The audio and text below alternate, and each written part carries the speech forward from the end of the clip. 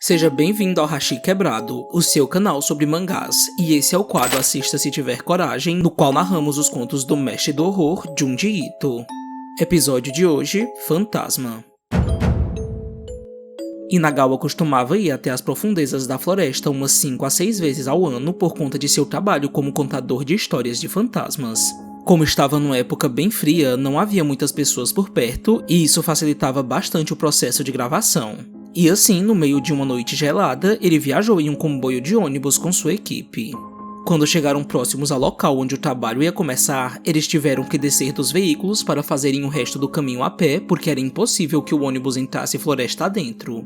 Algumas mulheres da equipe reclamaram do frio intenso, mas Inagawa disse que elas poderiam esperar dentro dos ônibus até que tudo estivesse pronto, porque eles ainda precisavam levar o equipamento até o local exato. Elas o agradeceram e antes de partir, ele pediu que elas cuidassem das coisas porque aquela floresta era bem irregular. No entanto, algo estranho aconteceu já de cara. Inagawa pediu para que as 3 pessoas que estavam na frente dele usassem uma lanterna bem maior porque estava muito escuro para usar uma luz tão pequena. Apesar do pedido ignorado, Inagawa percebeu um detalhe um tanto incomum que soava até o puro amadorismo para quem já conhecia como aquele trabalho poderia ser complicado. Havia uma mulher entre eles usando salto alto, o que era uma burrice porque um acidente poderia acontecer no menor descuido por conta das pedras e das raízes das árvores. No entanto, quando parou para pensar nisso, porque era difícil acreditar que alguém de sua equipe tivesse cometido tamanho descuido, Inagawa apontou a luz que ele carregava na direção da mulher para ver se aquilo realmente estava acontecendo, mas o feixe de sua lanterna revelou que na frente dele só havia 2 pessoas que olharam sem entender para ele por ele estar fazendo aquilo. Eles perguntaram para ele se estava acontecendo alguma coisa por conta de sua expressão de espanto, mas Inagawa os questionou sobre a terceira pessoa que estava ao lado deles. Para a sua surpresa, aquela aparição não tomou seus olhos apenas como testemunha, porque a mulher de sua equipe lhe disse confusa que não sabia para onde tinha ido a pessoa que estava com eles. Mas tudo ficou ainda mais estranho e assustador quando Inagawa contou que ela tinha sumido num só instante quando a luz chegou até eles. Essa informação arrepiante no meio daquela floresta escura lhes encheu de medo imediatamente, e eles pediram que Inagawa não fizesse piadas sobre isso. Mas ele disse que estava falando a verdade e que ela estava usando salto alto. Apesar da falta de explicação, eles tiveram que continuar com o trabalho e após prepararem todo o equipamento para enfim começarem as gravações, alguns membros da equipe voltaram até o ônibus para chamarem as atrizes que tinham ficado para trás. Quando chegou até elas, o produtor pediu desculpas pela demora e percebeu a silhueta de uma mulher que ele nunca tinha visto sentada no fundo do ônibus. Ao retornarem, ele pediu para conversar com Inagawa antes das gravações começarem. Ninguém estava entendendo o porquê de ele estar contando cada uma das pessoas da equipe, mas ele queria se certificar de que o que ele viu não tinha sido apenas um engano. Inagawa perguntou o que estava acontecendo e ele respondeu que tinha visto uma mulher estranha nos últimos assentos do ônibus. Apesar de não ter visto muitos detalhes, ele sabia que ela tinha cabelos longos minimamente desgrenhados e estava usando um vestido claro desses que as pessoas usam durante o verão. O que era praticamente uma loucura porque ninguém em sã consciência usaria uma roupa tão inadequada porque eles estavam no meio do inverno congelante. As atrizes, no entanto, perguntaram se ele realmente tinha visto alguém porque elas não viram a mulher enquanto elas estiveram dentro do ônibus esperando para serem chamadas. A dúvida parou no meio de todos, mas Inagawa disse que isso não era impossível, porque eles estavam no meio da floresta e na última vez que eles estiveram ali para checarem o local das filmagens, o motorista do ônibus contou para ele que teve uma experiência similar. Ele disse para Inagawa que enquanto estava aguardando sozinho no ônibus, ele ligou os faróis e ficou mexendo em seu isqueiro para se distrair e não ficar com medo, mas alguém apareceu diante dele vindo do absoluto nada. Mesmo podendo ficar assustado com isso, ele primeiramente pensou que se tratava de uma pessoa precisando de ajuda, e foi por isso que ele voltou as luzes do ônibus para a direção da silhueta na floresta. Mas a figura estranha desapareceu no intervalo em que seus olhos piscaram para vê-lo com ainda mais atenção.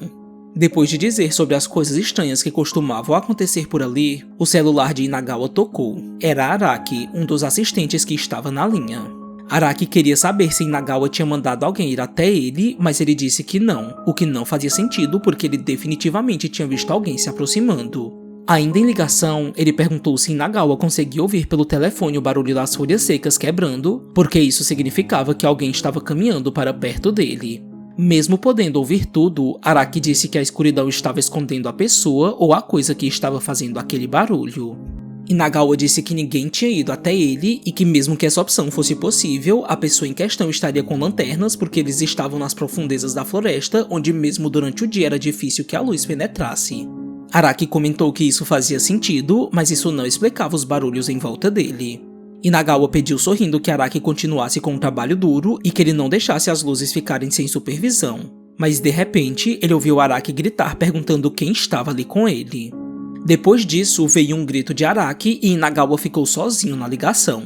Todos que presenciaram aquele momento minimamente bizarro ficaram ainda mais assustados porque isso era realmente uma prova de que havia algo não humano naquela floresta.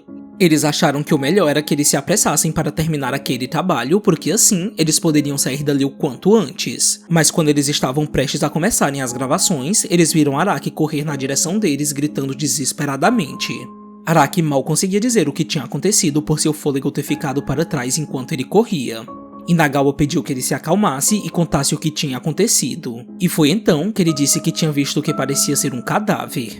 Essa informação mórbida pegou todos de surpresa, e Araki disse que o que ele viu não foi apenas coisa de sua imaginação, porque a visão que ele teve foi mais assustadora do que sua mente poderia pensar em ser. Araki contou que ele viu no meio da escuridão alguém se aproximar dele. A silhueta pouco a pouco foi tomando a forma de uma mulher e passou a chamar por seu nome. Quando estava perto o suficiente, Araki venceu um pouco do medo e apontou sua lanterna para ver quem estava ali com ele. Mas a luz revelou que ele estava sozinho entre as árvores, ou era o que ele tinha pensado por um momento. Araki ficou cercado pelo silêncio quando de repente a voz chamando por ele apareceu novamente. Ele olhou em volta para saber de onde ela vinha até que ele percebeu que a voz estava vindo de baixo. No momento em que ele colocou a luz de sua lanterna para o chão, ele viu a coisa que o fez correr de medo até o resto da equipe.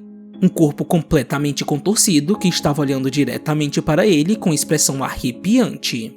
O rosto da coisa no chão fez Araki gritar de susto, mas quando ele olhou com mais calma, ele viu que o suposto cadáver foi apenas fruto de uma pareidolia, porque sua mente apenas tinha dado características humanas para as raízes das árvores. Mas de novo, a voz chamou por ele. Araki olhou para trás mirando a lanterna para revelar quem quer que estivesse ali, mas tudo o que ele viu foi um buraco próximo a uma árvore. Segundos depois, a voz saiu de dentro da fenda e continuou chamando por ele repetidas vezes. Araki perguntou assustado quem estava falando com ele, mas a luz de sua lanterna iluminou a fonte da voz e ele viu que dentro do buraco havia um vestido e um par de salto alto. Essa visão foi o estopim para o quanto aquela floresta podia fazê-lo aguentar o medo e ele decidiu sair correndo para não ver nada mais do que ele já tinha visto. As pessoas que ouviram seu relato ficaram tremendo porque ele era apenas mais uma parte de tudo o que eles estavam vendo naquele lugar. Tudo se encaixava no final das contas. Toda a equipe decidiu ir até onde o buraco estava porque não era difícil imaginar que hora ou outra eles poderiam acabar se deparando com um cadáver. Até porque florestas também serviam de lugar para quem queria se despedir da vida.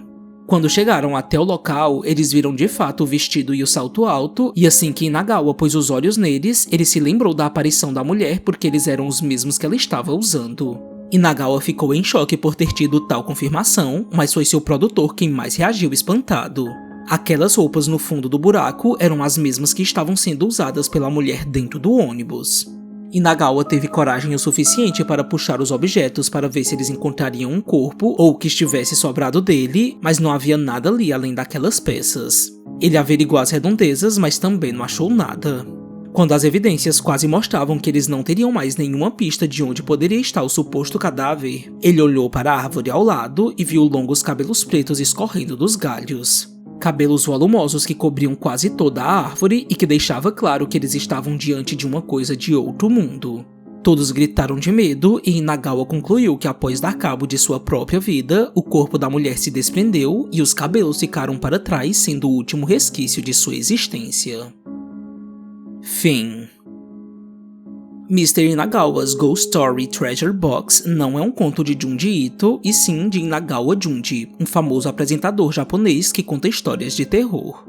Esse trabalho foi uma colaboração feita com Junji Ito que deu vida para o relato de Inagawa com a sua arte, e foi publicado em 2007 como sendo supostamente uma experiência real que ele teve quando foi até uma floresta. O conto finaliza de maneira não tão solucionada porque não fica claro se a mulher de fato se matou naquela árvore porque os personagens não encontram nenhuma corda amarrada no tronco. Mas o próprio Nagao apenas supõe o que tem acontecido porque ele não sabe para onde o corpo foi parar no fim das contas. Junji Ito já fez uma história parecida no conto Barulho na Relva, onde sua personagem Mimi é assombrada exatamente por uma mulher que morreu nas mesmas circunstâncias. E a coincidência entre as duas histórias é que ambas foram descritas como tendo sido reais. Essa ligação com o sobrenatural não foi a primeira que Inagawa teve, porque outras coisas bizarras aconteceram durante sua carreira. Como, por exemplo, o contato que ele teve com uma boneca assombrada, que o fez ir até alguns templos com outros membros de sua equipe para afastarem essa suposta presença maligna que vivia dentro do objeto. Outra curiosidade é que em 1995 foi lançado um jogo de terror que se baseava na atmosfera sombria das histórias narradas por Inagawa e que permitia que os jogadores interagissem com os relatos assustadores contados por ele. Mas não demorou para que as pessoas começassem a dizer que coisas bizarras estavam acontecendo quando uma sequência foi lançada 2 anos depois. Como, por exemplo, objetos que caíam sozinhos, batida nas portas, luzes piscando no lugar onde você estivesse jogando, vozes estranhas que saíam do jogo e rostos desfigurados que surgiam na tela. E o que deixava tudo ainda mais arrepiante é que os jogos eram vendidos com talismãs para proteger as pessoas contra qualquer influência sobrenatural que o jogo poderia proporcionar. Espero que você tenha gostado do vídeo e não se esqueça de deixar a sua curtida, de comentar o que achou do conto, de se inscrever no nosso canal e de conferir a nossa série de vídeos sobre as histórias do autor e sobre outros assuntos abordados aqui no Hashi Quebrado. Enfim, até mais e nos vemos no próximo vídeo.